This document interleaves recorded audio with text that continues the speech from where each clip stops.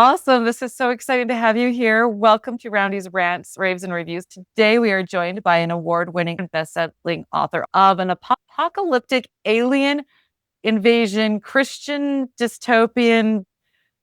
Wow. I'm so excited to talk with you because this is such a unique twist on things, and I'm excited to hear a lot of your story. We have with us today Aaron Ryan, and I'm so excited to have him here with us, everyone. So first of all, Aaron, I'm going to call you Ryan because you're Well, two yeah. first names here. But Aaron, would you tell us a little bit about yourself and what you do? You have a laundry list, so it's exciting to hear about this. Yeah. So first of all, let me just go like this. That's one of them, the things that I do. Right? I love So that. I'm very shameless. I mean, out there, I've got vinyl lettering on the back of the van and it's like best-selling author. And here's the website. Yeah.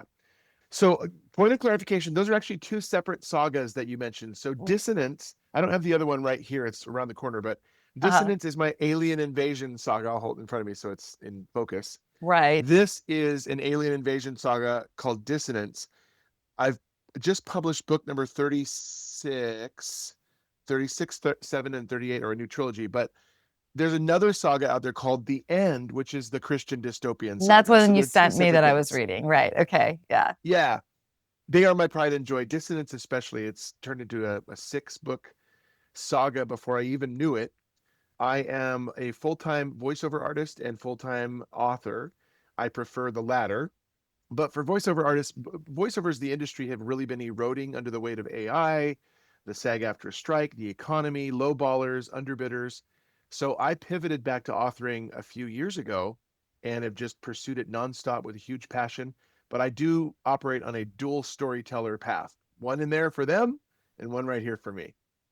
That's a I love the story. And you mentioned that you love the storytelling, and as an author and an English teacher and stuff, love storytelling and sharing those stories.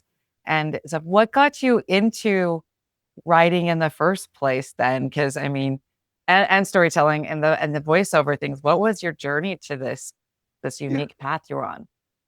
Well, second grade teacher, Mrs. Walker, number one, is the one who got me motivated to write a story. It was really an assignment, a class assignment for second grade. And so I love telling the story because it's so silly. College rule, 3-hole punch paper, college line paper, and then, construction paper cover with, I don't know what you call those things, but, in the 3-hole punch, you have those little braids that stick through the holes and then they separate on the other side. Uh-huh. So it clasps them together. Right. So it was those gold things that stick through and really crude stick figure drawings. It was my story that was really like a real profound ripoff of the novelization of E.T., but I didn't know about copyright violations when I was in second grade. Yeah. Um, I called it The Electric Boy, and it was my first foray into writing. I was like, this is really cool. This is amazing. And look what I did, holding up my book. Oh. Um, I loved that. So that was my entrance into writing second grade, but I danced around a lot of creative pursuits, in the decades following. The decades, because I'm that old. We And won't go then, there. yeah, voiceovers I got into by accident. I actually, I was a telemarketer in the 90s. I would call people and I would have to read them a sample of a PSA, public service announcement over the radio that they would sponsor, hopefully, commission. And and one of them said, we'll buy, but only if you read. And I was like, oh, hold please. And I was like, he wants me to read this. Can I read this? And so he bought, and I got to read in the studio, put on the headphones, and went, I like this a lot. And so Yeah. that opened my eyes to voiceovers in the early 90s. So I still do both. That's very cool. Did you ever do any theater or anything in high school that kind of spurred this, or was it just yeah? I did do so. Voice acting is behind the scenes. I get to go in there and close the door and nobody watches me. That's the acting I'm comfortable with. Being on stage in front of people, yes, I was a musical performer, but I could kind of hide behind the mic and the singing and the lyrics. Mhm. Acting and taking on a different role, I'm really comfortable doing that behind the scenes with the door closed. I've always been that way, so yeah. Well, that's awesome. As a theater teacher too, and so like this is just it's fascinating to see the kids who it's so they're funny like that. They're like, I want to hide, but you're so incredible with the voices and the acting, and I'm like, it's all right there, but just sit back here and do it, which is great. We need voice actors. We need that beautiful Yeah. storytelling behind the scenes as well. on that. Very I too, necessary. right. I too had a second grade teacher, Mrs. Stage, who I was bored because I've been reading since I was 4. My mother read like the classics and stuff to me. So I would make up my own stories and I thought I couldn't read. And so I had to read their stuff first. And then I was allowed to read. And I remember writing the Gorgon stories with my own little figures and stuff like that, and rewriting my own versions of Greek mythology in the second grade. So it's funny that the second Wow. grade was like for both of us that launching point. That's really funny. I don't know if you read the synopsis, but this is a Gorgon. Yeah. Um, so dissonance, we call them Gorgons. They're obviously not snake-haired and they're not Medusa or her sisters, Right. but we call them Gorgons because they kill off 85% of mankind. You cannot lock eyes with them because they have a telepathic paralytic. They'll immobilize you and eat you at their leisure while you feel every bite. So So, similar, but not. but not, yes, similar and hungrier, I would say. Much hungrier. They're not turning you into stone. They're eating you instead and feeding that kind of hunger. Wow. I'm so excited when you're up to 36, you said in there. Now I'm gonna just put my summer aside here for reading the series. Yeah, not in So that series. That series is a 6-book series, but I just finished book 35 is an independent young adult dystopian paranormal dark fantasy thriller. And then 36, 7, and 8 are a new trilogy that is post-apocalyptic. It is it's kind of like a spy thriller, reluctant superhero vigilante mhm. series, but it is a spin-off of Dissonance of sorts. There are characters from Dissonance that are in there. That's cool. I love it when they intertwine and you get the different worlds and the different characters. Yeah, It just becomes it's the magical. Aaronverse. The Aaronverse instead of the multiverse, it's the Aaronverse. I like this. Correct. You need to copyright that and trademark it so nobody else can I know. I got to look up the domain right now. domain. Aaronverse done. Over. Very cool. I know that you talked about AI and things like this taking over, and I read that first, like your whole disclaimer at the beginning of the end there. Tell me how AI and your frustrations, because I got my own issues with AI right now too, but what are yours and what you're seeing with AI and how it's affecting and impacting those in the arts and especially in Yeah. books and voiceovering and such? As a teacher, I bet you're seeing the impact that it's having on your teaching and Yeah. your scholastic environment and your kids and everything. Yeah, so I'm facing it on dual fronts. So as a voiceover artist, it has really eroded the voiceover industry, number one. I've lost great long-time relationships with clients who have either themselves been replaced as a video producer by their superiors who want to just use AI instead of them, so they go bye-bye, or they no longer want to pay for a hardworking actual human voice talent, so they still have their producer in-house, but now he's using AI voices for the voice. Our income has eroded. Our sense of kind of security in voiceovers was once very lucrative, has really eroded. So that's been hard. As an author, AI is flooding the marketplace in terms of the offerings out there. We are pitched to all the time by scammers from Nigerian and Chinese boiler rooms who send us this email that's just flowery language and laden with flattery, and it's purely an AI rewrite of our synopsis. I loved your book. I just got one this morning. I loved your book, Talisman Subterfuge. It was so good, and blah blah blah. The email seems very well written. The book's not even published yet. It's not available yet. So there's no way you could have read my book, but they're using AI to craft their emails. It's diluting the offerings in the book marketplace. But what's really sad is that there's so many people out there that are capitalists, greedy capitalists, that are using Grok or Chat GPT or whatever. Give it a few prompts, have it create a whole story for you, and then you go to Midjourney, give that a few prompts, it creates a cover, you slap it together, you throw it online, you call yourself an author. You didn't write a thing. Your computer wrote this, and it at tremendous cost to the environment, at tremendous cost to creatives, and you're going to call yourself an author. I find that really shameful. I don't feel strongly about this subject at all. I agree. And there's a heated debate in one of the author groups that I'm a part of. And what someone was like, oh, I was using AI and it was helping me like have a conversation. And our editor, and she does our content editing and stuff. And she also runs our group. And she's like, we're not going to use any AI here. And you're not going to talk about, and it's like, even like my students are like, I make them do everything on paper now because the things that I've been seeing, it's just coming through. And even on a test that I blocked, and I told their parents that if they had to do it at home, that they had to proctor them, whole 100% AI generated responses, and they didn't think I wasn't going to notice. Yeah. And but the authors, and the sad part is that a lot of the books that are coming out that they're doing that with are like knockoffs and stealing from other authors, because Yeah. where's the AI getting their ideas from? It's stealing from other people and other authors out there to Yeah. create the work that they're creating, because it has to come from somewhere. Yeah. And The machine learning is trained on the backs of creative works that have been put out there. The Anthropic settlement that you mhm, may have heard of in the news is a classic example of this. It's works that were, produced before a certain time or that were harvested before a certain amount of time. Um, yeah, it with no remuneration to those original artists. It's trained on their backs with no credit to them, with no, this was originally provided by, with no permission or consent by them. And yeah. so every time you put something out there in the marketplace, it's at risk of becoming fodder for machine learning with no further remuneration or credit or permission from you. And it's destroying it, yeah, destroying critical thinking, destroying thought, destroying creativity.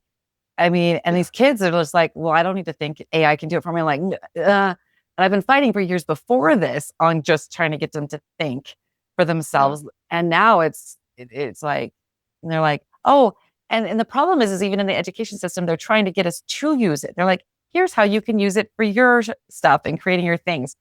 And here's how you can get your kids and get them to use AI to help do these things. And so I've done a couple of things. Like I created a whole like D&D thing for outsiders, play your own adventure game thing to review for a test.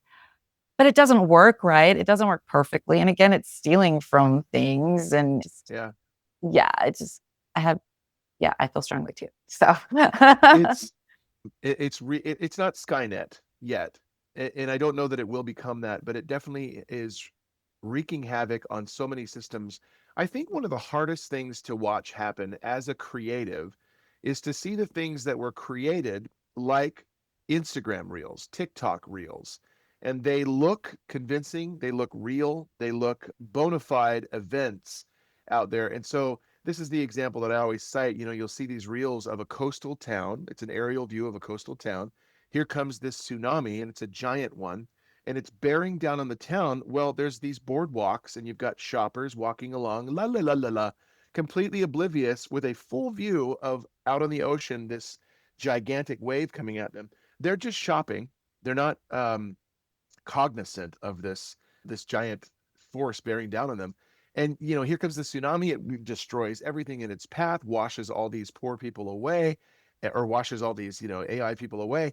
And in the comments, you'll see people fall hook, line, and sinker for this tragedy, and the comments are just so revealing about our mindset and how gullible and naive people really are as a whole. They're going, oh, those poor people, and they believe that this is real, and it's all generated by AI and foisted upon us. It's getting out of control, and what I think we really need is legislation in order to mandate a watermark that says created by AI. Or, I mean, when we publish our works on Kindle, for example, our books, it asks us very directly, was the artwork, was the text, was the narrative, was any part of this created by AI? And we have to answer that honestly, because then they can then say part of this was created by AI. There's transparency, and right now there's none. no. And I loved what you put at the end, verified human. I was like, Yeah. because anymore, and it's sad that we come to that as a society that we have to verify yourself as humans. But when, like say, watching the TikToks and the reels and stuff, even some of the software that I use for editing and things like this is like, oh, here you can create this AI generated ad. And I'm like, why would I shame myself in that way? I don't know. It's, yeah. And then they put it out See, there and it waters down the system and floods the market with all these not great books and all these just things. And it hurts yeah. those of us in that way too, in the marketing side. It dilutes the offerings, the quality of the offerings. Yeah. I think what's really sad, over and above anything else, I mean, yes, it's got a massive cost to the environment. A simple prompt through Grok or Chat GPT or whatever, is like 1 to 3 gallons of water that we're never going to get back just to generate an image for something. It's ridiculous. But what I find is probably the most revolting factor of it is that as a creative, I take great pride in this. And I churn out books fast because I write fast because I want to put them out there. I love creating a new book and putting it out there in the marketplace. And so people ask, well, you've published these really fast. You've got a quick publishing track record. How you must be using AI. And I said, no, I will not. I will never, ever use AI to sculpt any part of any narrative of my stories. I value this and this too much. It's Right. If I put something out there, it's no longer a reflection of me, and I didn't create that. I'm Right. very proud. Even I'm doing the audiobook right now for the Phoenix Experiment, book number 35. I have a 15-year-old boy who narrated the part of Jax Hudson, the narrator, who is 14. And he was in my studio recording all this dialogue and narration. And it's a book about one good AI pitted against, a bad AI. But what I'm most proud of is, as I read back in this, oftentimes I go so fast that I don't remember exactly what I wrote. Hmm. But then when I revisit it and I'm getting to go, this is really well written. And Hmm. it came from my heart and my mind, nothing else. And it's really amazing just to see what a human being can churn out. And the fact that we're taking that away and we're taking those opportunities away. I love that you've got youth coming in and starting them on this journey of like, hey, let's use some real voices and let's give those opportunities and things like that. Yeah. So yeah. Anyway, but so AI, yes, we've all it's bad, and yeah, environment and all the yeah, yeah. Anyway, anything else about AI that you want to say? No, it's so funny because it just, as a dual creative, it dominates the conversations many times because I'm impacted on multiple fronts. Yeah. There's so much more to talk about, obviously, but it's like it does tend to create a lot of back and forth because it's such a polarizing topic, and it's still it's still very, very nascent.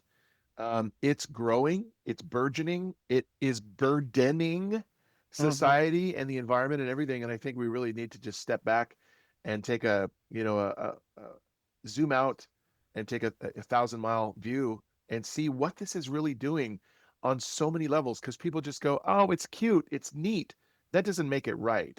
I No. love the phrase from the quote from Jeff Goldblum's character in Jurassic Park, Right. Dr. Ian Malcolm. He says, Hmm. yeah, yeah, but your scientists were so preoccupied with whether or not they could, they didn't stop to think if they should. And it's Exactly. such a great line. And it's so true because they just keep saying, well, they're going to need to do it. They need to learn how to do it. And they said the same thing about phones and coding and everything else. And now what? We're 20 years, 25 years into all the internet and all those things. And now we've seen the harms and we're trying to like yank it back. And there's no way to undo the harms that have been caused. And here we already know that it's going to have these potentials. We already see it. And it's not even 10 years Yeah, in. And yeah, yeah, yeah. it's true. Scary. It is scary. That's literally what I say is scary. It's frightening and yeah, the harms that we can show our society and stuff like this. Going back to some good things then and the influences and stuff like this. You mentioned J.R. Tolkien in the Bible and some others. Tell me who influenced you and who inspired you as a youth that you read and that you still read and look to Yeah. as things. My Bible right here every morning, a devotional I have, and a prayer book. And there's actually, I'm going to highlight this for a minute because, oh, I don't have the slip cover on it. This is a book called The Daily Dad. It's by an author named Ryan Holiday. And all Ryans are good authors, by the way. Yeah. It's so good. It's not Christian, but it is spiritual on some Uh-huh. levels. And on some of the daily devotionals, there's so much wisdom in The Daily Dad by Ryan Holiday. It is amazing. So I have a daily devotional that still inspires me from there, and of course the word. I can't. It's very easy to come in here and sit down on my desk and just get right to work, but I have to pull that and pull back and stop and on the breaks and have a good, daily devotional because God comes first. My inspiration when I was a kid was I remember writing The Electric Boy, of course, but the very first work of fiction that I was going to say wrote, read was The Lord of the Rings. And Mm. I don't think I read The Hobbit first. I think I read The Lord of the Rings first, if I remember. I just remember my eyes wide the entire time. I remember my mind being utterly blown and going and finding out that he took 16 years to write The Lord of the Rings from 1939 to 54. I guess that's 15 years. And it just blew my mind the breadth and depth and huge immersive nature of this story. And I thought, why not me? Yeah. And I read it every year. Every Christmas, I'll crack it open and pull it out and crack it open. But that was one of the things that really inspired me just to become a writer because of just like the reality of it. J.R.R. Tolkien so believed in his story, in his land, in his languages that he invented, and it was real to him. And my stories are very real to me still. I love that because the characters come alive for us. Often talk about how my characters, when I'm writing them, are speaking to me. And Yeah. sometimes they stop, and I'm like, well, I guess I'm not writing for you today. Right? Just kill you off right now, I guess. I don't know. But yeah, but you're right. His world is so magical. I remember my brother, he was so into them. He drew the maps and he learned Elvish and he would build these kingdoms of Legos. And I just remember how much he loved it when he was again about a teenager and exploring that world and I Yeah. when I see the kids that read those things, their minds are so different and they have such an appreciation for things and I also love that you take time for God at first. It's so I think so important nowadays that we forget to put him first and we forget where that inspiration comes from Mhm. that gives us that creativity and that gives us that ability to write and to put him first allows us to have that inspiration and do that forward. Was there anyone else that inspired you or led you into things that way or Well, I just want to say that just a comment on the last thing you said. I yeah. love this quote, and I wish I could remember who actually said it, but they said, "Let prayer be the key of the morning and the bolt of the evening." Mm, And I absolutely love that because you can't open up your day without prayer, good prayer and communion time. It's so important. Man, I think I'm very cinematically inspired, much more. I'm visually inspired more than mhm. literarily inspired.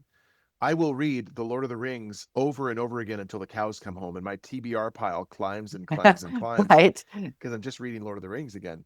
But I did enjoy Madeline L'Engle. I enjoyed C.S. Lewis Yeah. growing up.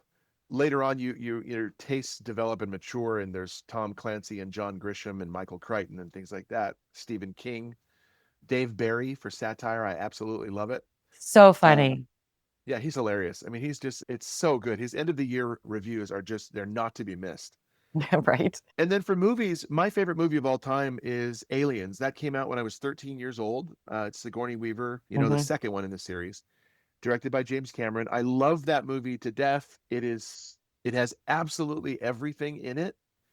And I wanted the very first real big saga that I wrote was Dissonance, and I really wanted to write something that was aliens related, not the same storyline or the same aliens or the same whatever. It was more alien invasion, Hmm. but yeah, really inspired by sci-fi from an early age. I've always been a sci-fi enthusiast. I was gonna say dissonance would fit with the alien things.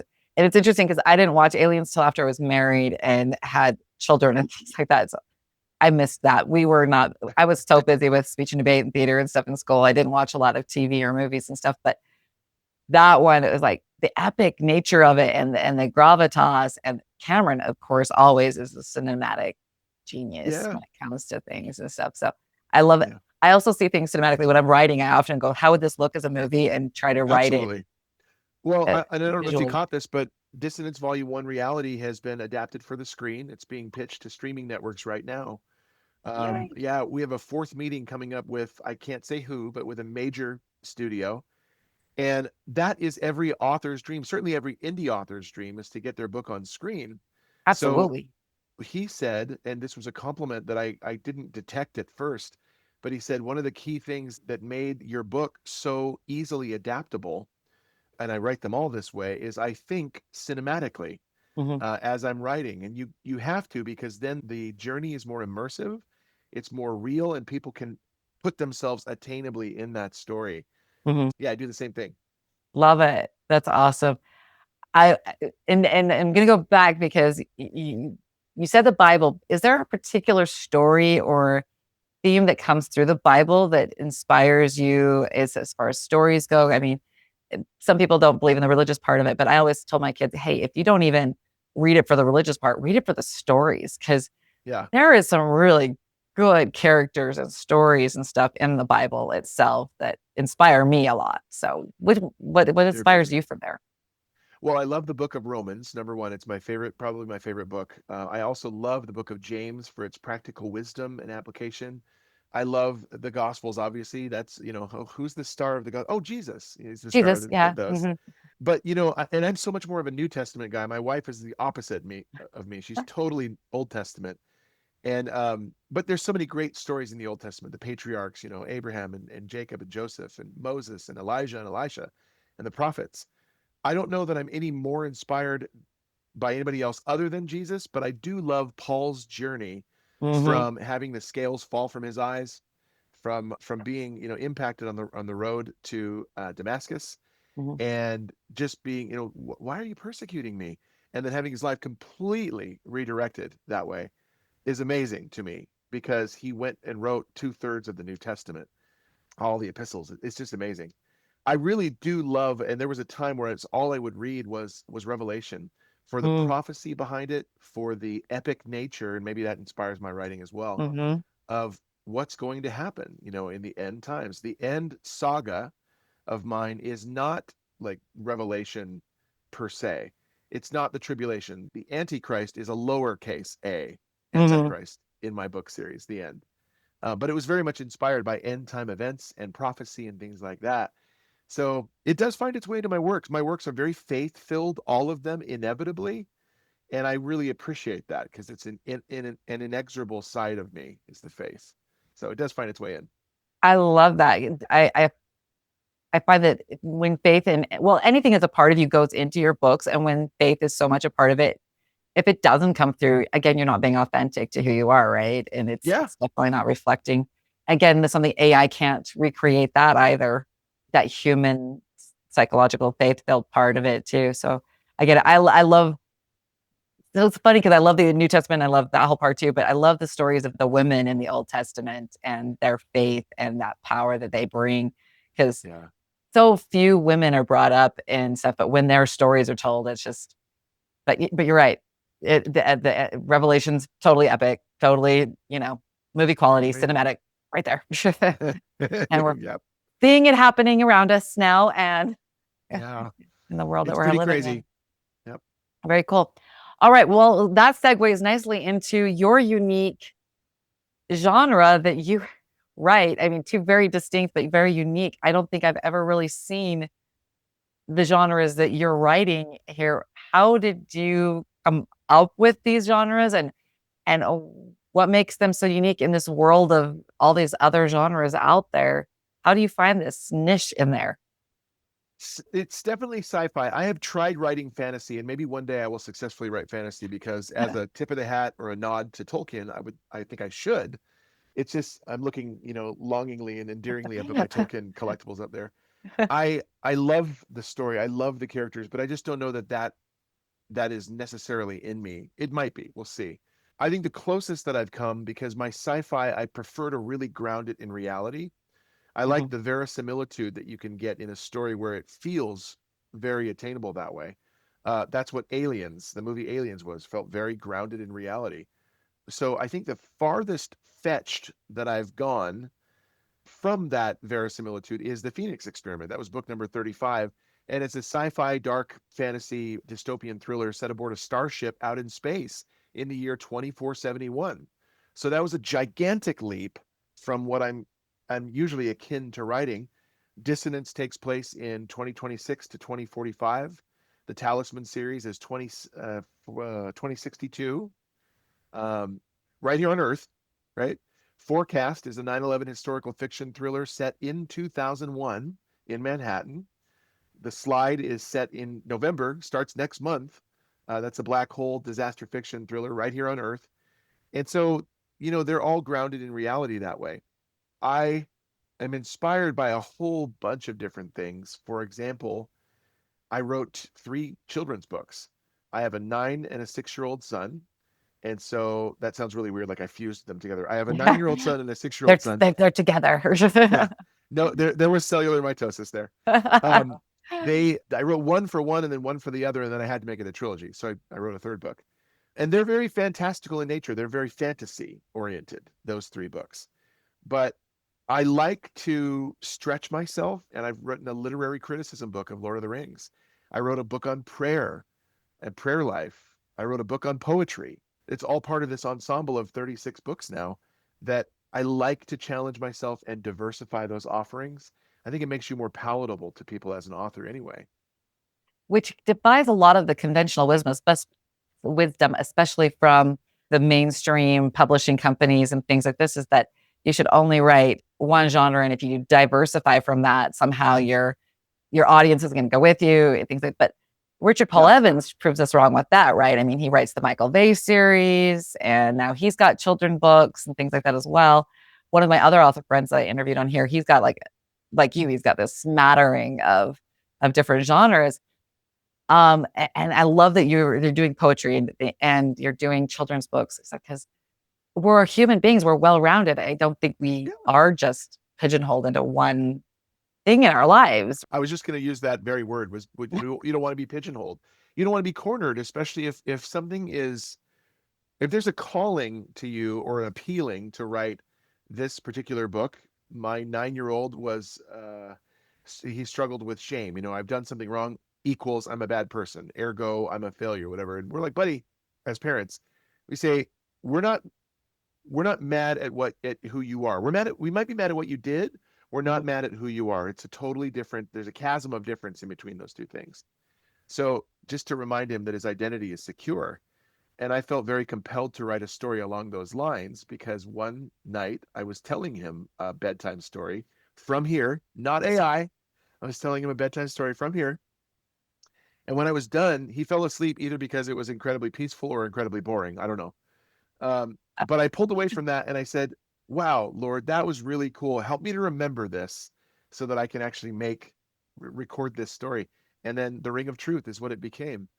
But yeah, if I just love being able to diversify and not be, he's a sci-fi author predominantly, Aaron Ryan, and his wheelhouse is post-apocalyptic and dystopian. But yes, he's capable of branching out and diversifying into these other trees. So I think I, that makes you more well-rounded.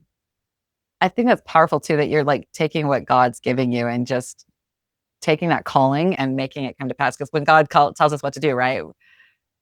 Got to do it. Better do it. Yeah. Better do it. Otherwise, he'll nag at you until hey, you do those Yes, he things. will. Yeah, yeah. I think that's which is your favorite of all of the things that you've written so far, or one that maybe that stands out to you as your like the one that touches you the most in all of that you've written so far? I really love, it's not my first, but I really love the End series for the sheer amount of scripture and redemption that is present in those novels. It is absolutely clean fiction. There is no profanity whatsoever. There's very mild profanity in Dissonance, because again, I wanted that verisimilitude. But I'll never say the F bomb in any of my books. I'll never say GD or JC, take the Lord's name in vain. I'll never have them doing, drugs and bullying and all that stuff. I just don't think my readers need it. They may want it. They don't need it. They don't need the profanity either, but I don't go too far with that. And it's only during moments of intense uh, trauma, whatever. If a gorgon is coming at you and it's going to eat you, you don't go, oh, shucks. You might say something Right. else. The other word's going to come out. Yep. Yeah, language may get a little more colorful. I think I'm really very, very proud of Forecast. It's my 9/11 historical fiction thriller, and it was a very cathartic work to write. I'm still to this day extraordinarily impacted by 9/11. I didn't lose anyone in the tragedy, but I still remember and I will never forget. And I want to keep that alive. And I wanted to write something that would be an escape, a fictional escape that would allow a world where 9/11 never existed, because the protagonist effectively prevents 9/11 entirely. Mhm. And I love that premise. I love how it worked out. I love how it goes from first person for the majority of the book to third person. I won't say why, spoiler, Mm. and then back to first for the Requiem. And I did a ton of research I swear the FBI is going to knock on our doors because I was researching terrorism and terrorists and 9/11 entirely. My search history is very colored. Be kind of scary, but I'm very proud of that one. You've been doing this? Yeah, in fact, I would dare say in the Dissonance saga grew to 6 books. There's a book in there that I had no intention of writing. It became a stopgap filler because the first one in the series is volume 0 Revelation, goes from 2026 to 2037. Well, the first one in the series that I ever wrote starts in 2042. Oh. So there's a 5-year gap of what happened. And I had no intention of writing a second prequel to this series, Mm-hmm. but this second prequel, it's my favorite in the saga. Yeah. It turned out so good. So yeah. Oh, exciting. I love it when the things just happen when they're supposed to happen and come together the way they're supposed to. Yeah. I've loved reading so far. I've been working on what you sent me of the end.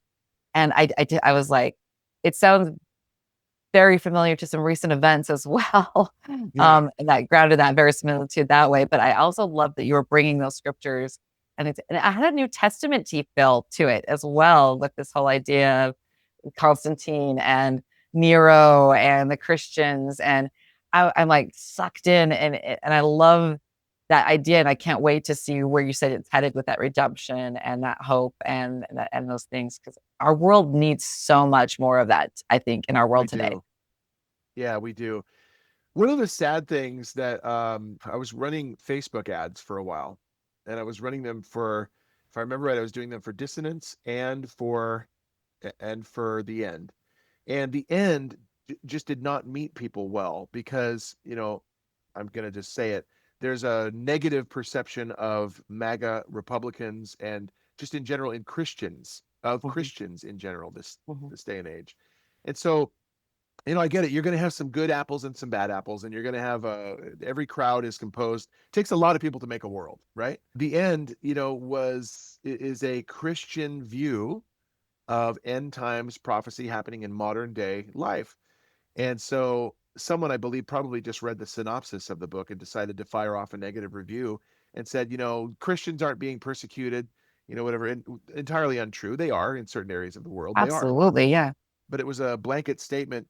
And I just say, I didn't respond because you can't respond on Kindle, on Amazon. Right. Yeah. But I wanted to say, you're right. They're not. The book is set in 2113, which, oh, let me check. Oh, that's right. It hasn't happened yet. So it just was like people can jump to conclusions and then throw the baby out with the bathwater. I'm That's very proud of the redemption in that series, and it leads up to a massive epic conclusion. So I'm so excited to get to that ending. I'm like, oh, so fun yeah. to get into that and do. And you brought up something interesting there too, is that persecution and stuff like this in the world and stuff like this, and the recent events have been happening and stuff. What is a message that you see coming through your work, or that you want to share and inspire others to have as we go into these end times and as we see these persecutions and things happening in our world? HOPE, hope. Mm-hmm. I think it is the cornerstone, bedrock, centerpiece of any dystopian, post-apocalyptic sci-fi novel. My branding is sci-fi enthusiast at heart. And my stories are really about the humanity at the core of the struggle and the teeter-totter that you get pulled on. What's that game where you're pulling the rope? Oh, tug of war. Yeah, tug of war. Sorry, it's a tug of war of principles that you have to choose a side and all that stuff. But ultimately, it's my novels. I like to center them around lack of hope and then finding hope. And boy, you hang on to this. Mm-hmm. And sometimes you start with hope and you lose hope and you regain it. There's all kinds of ways you can navigate that teeter-totter or tug of war. But I want them to know that there is a general message of tangible hope in every one of my novels that I find indispensable. And it's such a good read that provides such forward momentum when you're grounded in such a tangible, heartfelt principle like hope. You need hope. Yeah. I love that. The humanity of each of us, and that we're all seeking, is that hope in our lives and how we get through whatever trial it is. And when we do lose it, how do we get it back? And the fact that we can gain that in so many different ways. And I love that there's so many paths with hope and stuff, because each of us are on our own path with hope and where that hope is, and the ultimate hope being in our Savior and Correct. that too. And Correct. stuff. So beautiful. I love that. And it's Mhm. in our recent events in the last even just few months show us that we need this and where we're headed with that. Well, cool. Well, where can we find you? Where can we follow you? Where can we find your books and things like this? Where can we support you? Yeah, my favorite question. So I did actually, I always have to clarify this because it's a funny, but authoraaronryan.com, you can go there, you can find all the links to the other sites, because there are a few other sites for the other series. There's 3 other sites, but authoraaronryan.com has all the socials and the updates and the blog. You can, subscribe there. I had to clarify, it's not awful Aaron Ryan, it's author Author. aaronryan.com. But I actually, on a whim, I went and bought awfulaaronryan.com, and it forwards there. So there you go. Oh, funny. So you can mistype it and you'll actually still get there. You'll still get to your Uh, books.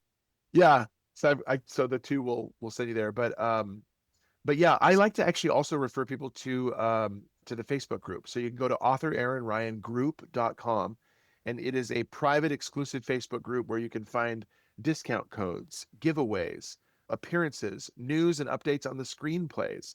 Because I've had 3 books adapted for the screen, and Dissonance is being pitched right now. The End has been adapted, and it's winning entrance into film festivals and winning awards. And Forecast, the 9/11 novel, has been adapted for the screen as well, and I'm waiting to find out how that's going to do. But it's been such a pleasure just to write novels and get great stories out there and see them actually do well. So authoraaronryan.com will take you everywhere you need to go. I love that. And if we can take your books to the screen and get those out there and share even more and take it even better, that'd be awesome. Hopefully, maybe you'll start filming in Utah, because we've got a good filming community. Yes, We sounds can meet good. in person and hang out for a little while or something. But either way, I hope that those come through, and my prayers will be with you for that. Thank Um, you. Thank you so much for joining us. And it's been such a pleasure to get to know you more and to do this. So, Me too.